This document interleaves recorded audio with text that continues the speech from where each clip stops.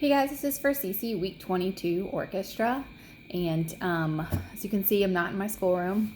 There's a very intense game of Monopoly going on in there, so I moved my stuff out here where it's a little quieter. If you hear any yelling and screaming in the background, they're just, it's Monopoly. You know how that gets.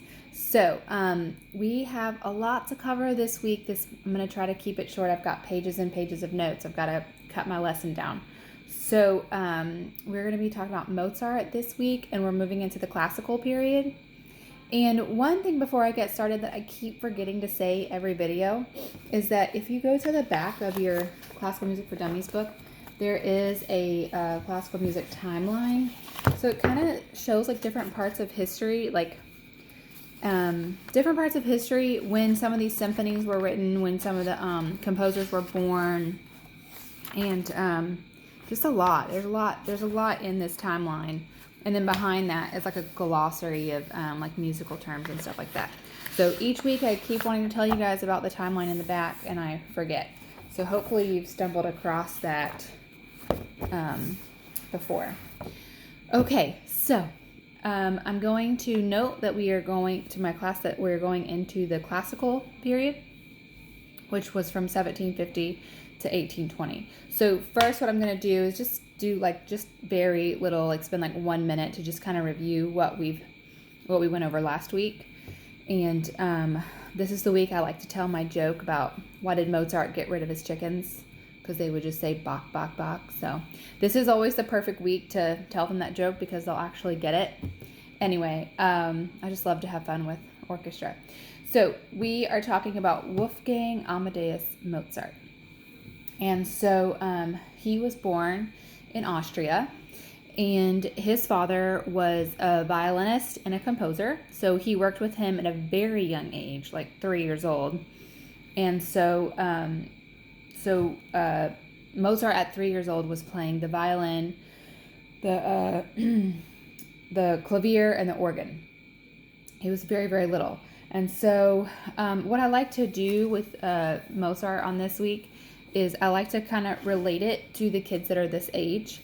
And so when you get to like 5 years old, he was composing, so you can kind of relate that to them. And the 10-year-olds are kind of sitting there like, oh my goodness, like 5 years old, he was composing, and the 5-year-olds are impressed too, because they know they're not composing any music. And then by 6 years old, he was very excellent at piano and violin. By the time so when he was playing the piano and piano and the violin, he and his sister, who also was a musician as well, they would travel around Europe. Their parents would bring them to travel around Europe, and they would play for royalty. So there was always a big fuss made about them because they were child prodigies. So they were little, they were cute, they could play instruments for the royals, and so there was a lot of fuss made over that. So and then let's see, by the time he was 7, he published his first piece of music. By the time that he was 12, he wrote his first opera. So I really like to relate that to the students because they just find that really impressive. And so as he got older, he would travel, places like Paris and then finally Vienna looking for work. And so he was working for the Prince Archbishop, but he was kind of treated like a servant. And so you go from 5, 6, 7, 8-year-old Mozart, who's, they're making a big deal about him. They're making a big fuss over him. He's cute. He's adorable. He's playing this awesome music, to being treated almost like a servant. And that did not sit well with him. So he kind of left that job and started looking like as a freelancer to perform and to compose and stuff. And then sadly, he died at the age of 35. He just became more and more ill and finally passed away at the age of 35. So I'm just going to touch lightly on that because there's a lot to dig through on this piece. There's a lot that happens. And so I'm just going to skip right to that to just save time on this video and stick within my 30 minutes during class. So the piece that we're going to listen to is the Piano Concerto number 22, and that's an E flat. This is the third movement. So all 3 movements together, you're looking at about 34 minutes for all 3 of those. But this third movement will only be about like 11 minutes. So first of all, I'm going to explain that concerto is Italian for concert. And then I'm going to get into that this is a rondo, and so that's Italian for round. And so that's where you have the main theme keeps coming back, like around and around and around. So what we're going to hear in this piece is you're going to have theme A, B, back to A. And then the middle section is going to be like a new theme. We'll call it theme C. And then you'll go back to A and B and A. So A, B, A, C, A, B, A. And I like to have fun, like if I can put words to it. And so for this one, for the main theme, it could be that I'm just pregnant and thinking about dessert all the time. But I like to say, for the main theme, I like to sing like, I want to eat some ice cream. I want to eat some ice cream. So that way they kind of get that little tune stuck in their head, and then they can identify it when we keep hearing it over and over. And I have a different one for theme B.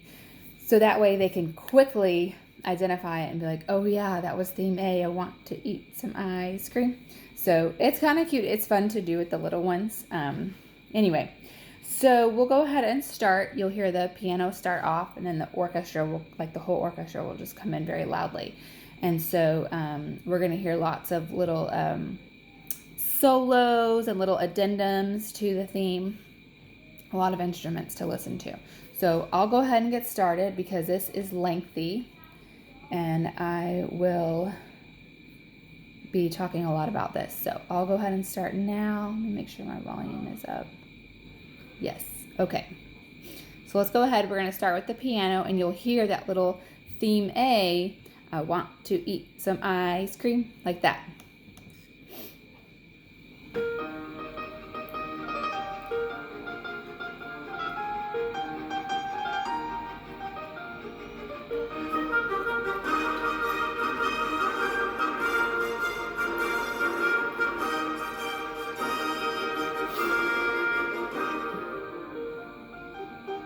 So here we're still in theme A. It's just adding more. The piano is adding more to theme A, and then you'll hear it when it holds a trill. I've talked about trills before. So when it's playing like this in a trill, then you'll hear some horns come in, clarinet. I'm trying to think. Yeah, horns and clarinet when it's holding that trill.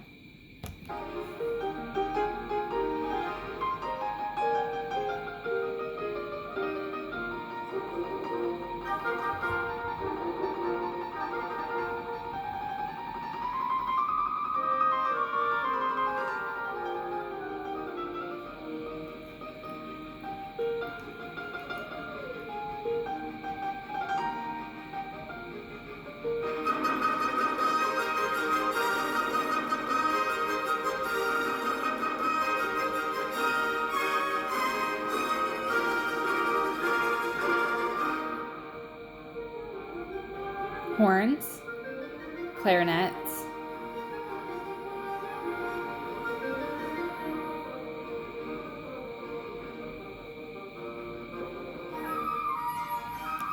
so what we just heard was the bassoon and then the flute. So they're just adding little like additional pieces to this theme. So we heard the horns, the clarinets, and the bassoon, and then now we're hearing the flute.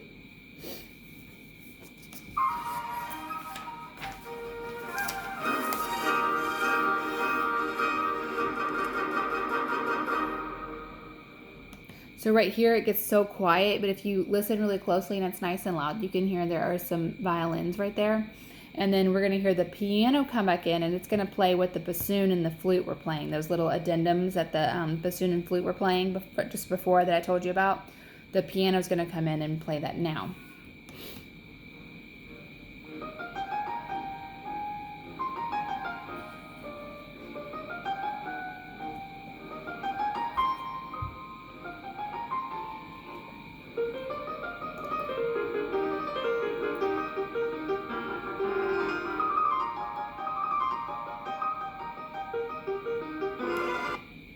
So what's happening right here, you'll hear so the piano's kind of going, you know, up and down, and then they are trying to change keys on us. So everything's been in E flat, it's been in major, and so they're trying to change keys. So if you listen really closely, you may have to keep rewinding it.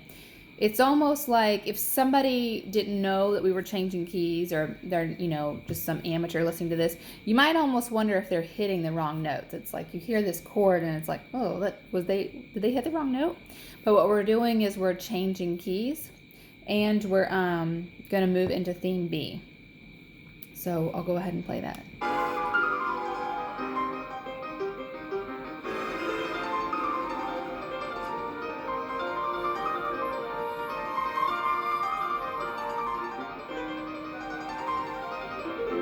So the piano is just bringing us into a new key and a new theme.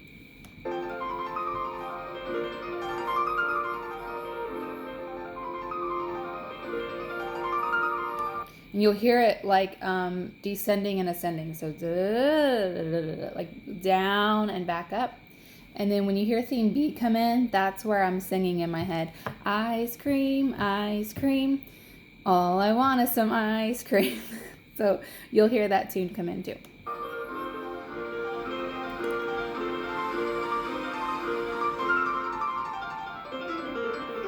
And down, back up.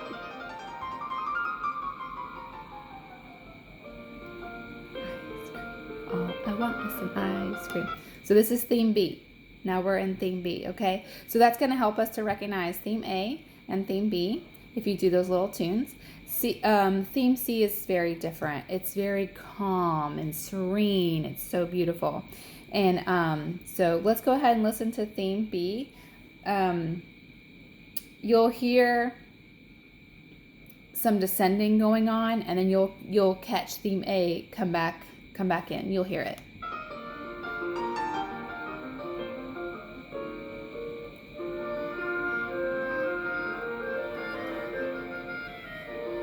Some clarinet right here. Forgot to point that out.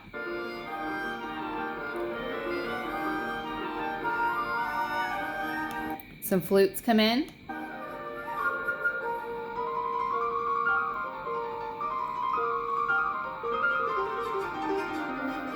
Kind of going down.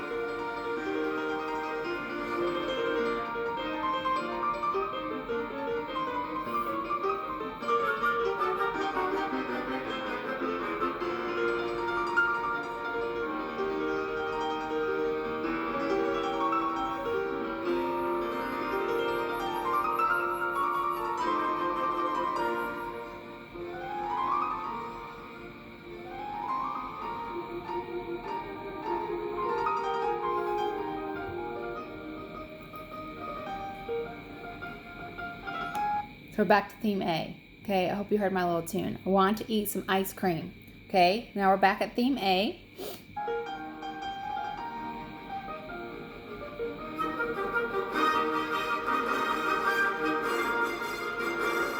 So first the piano brought us back to theme A, and then again, like the beginning, the orchestra just joined in.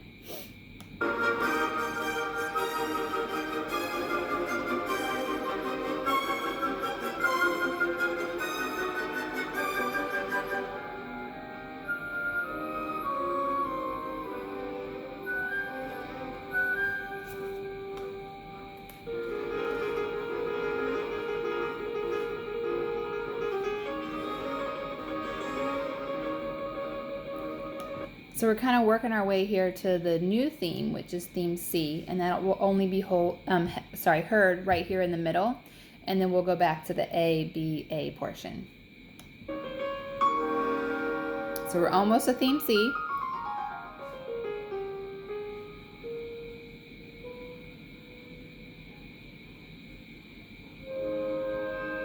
This is theme C. You'll notice it's not so light and dancey, and it's going to be very calming. It's so relaxing. It's beautiful. It's almost like, I mean, if you were to close your eyes, you could almost feel like it's just going to let you float. So here's theme C.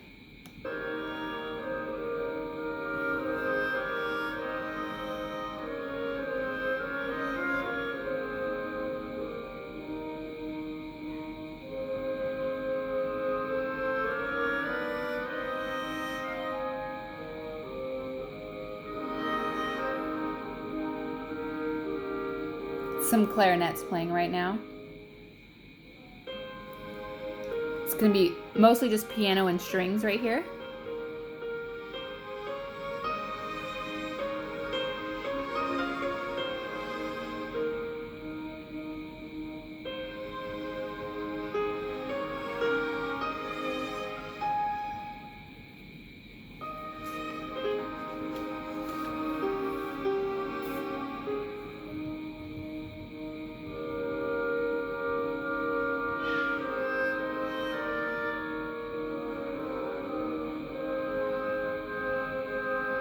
More clarinets and horns right now.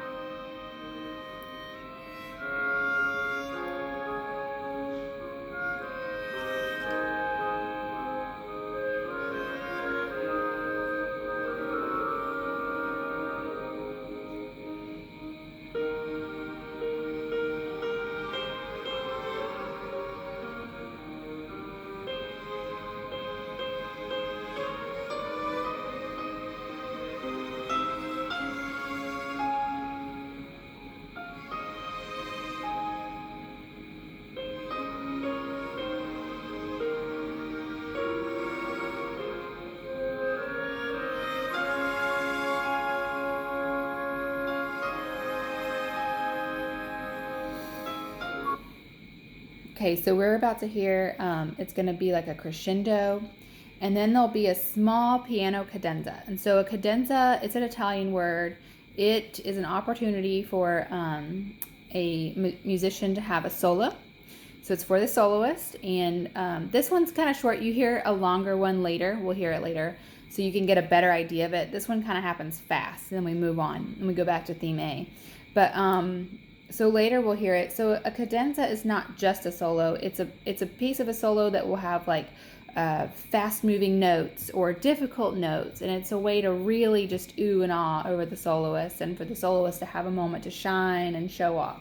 So that's what a cadenza is. So you'll hear a really short one. Well, we'll hear the crescendo.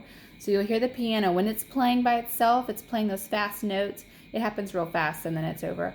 That's a cadenza. And so you'll hear one later towards the end.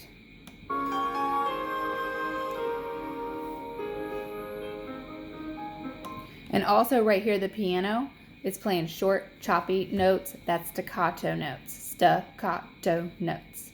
So it's doing really short, choppy notes. We're not doing those long, flowy notes right now. We're going to move back into something else.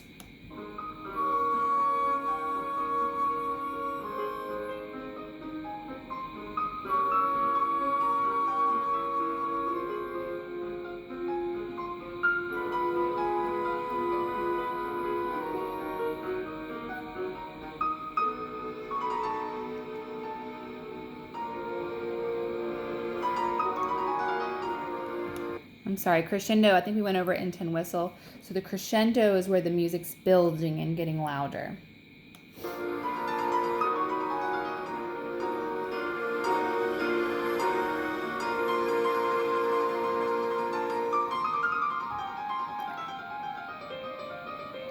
So this is the little cadenza I was talking about. It's playing some fast little notes. It gets to show off for a minute, and it's going to bring us back to theme A. I want to eat some ice cream.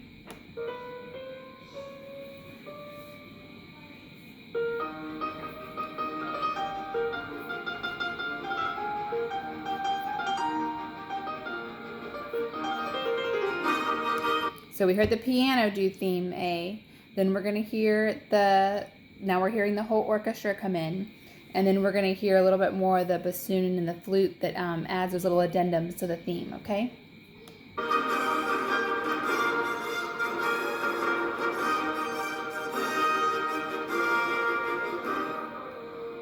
Bassoon.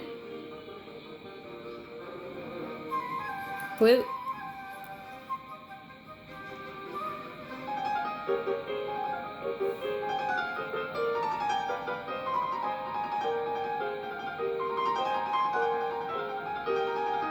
So you hear the piano play here for a little while. It's going to ascend and descend down the scale.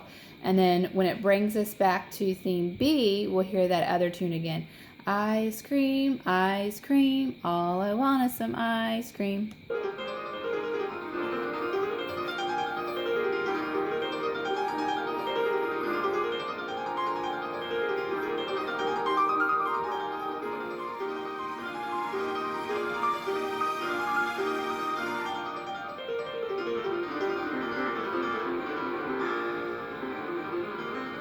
back up.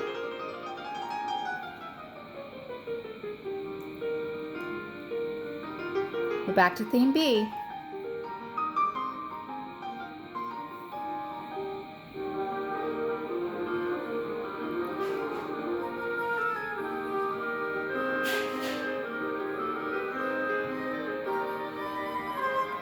Some flutes.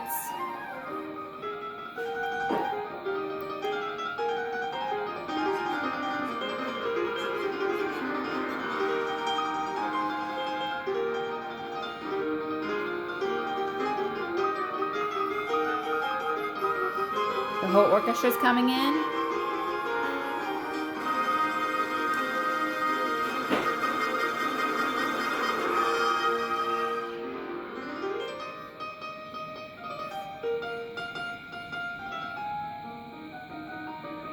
So it started off with theme A, and now we're moving into the piano's cadenza. So here it's just going to have a moment to play. Now, back in the day, when these pieces were written, you know, back in the classical period, a lot of times the soloist would just come up with it on the spot. They would just improvise and just do it. But more and more today, you know, the modern concerts and stuff, it's already written, and they've written it, they've got it in front of them, and they're going to do that. So you can just enjoy this little solo, this little cadenza, and let the piano show off.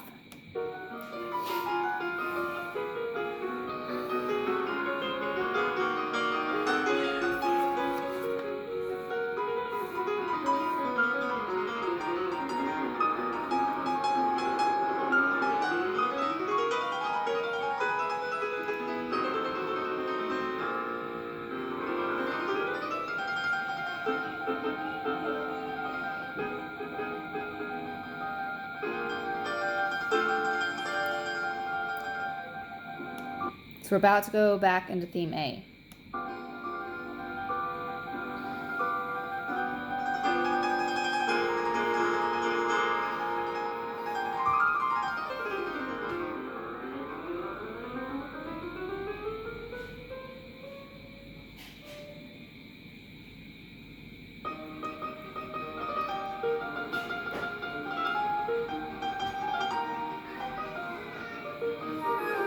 Clarinets.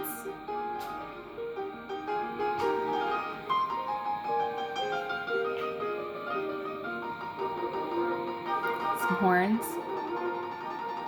and flutes, more clarinets,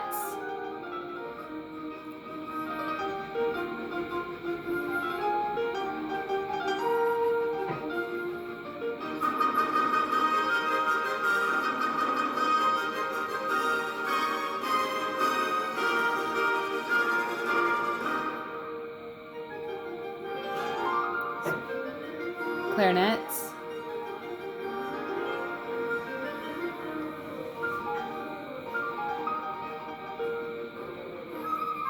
flute,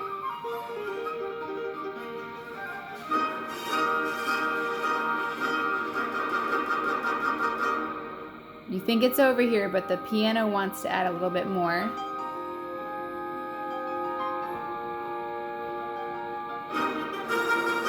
Here's our finale.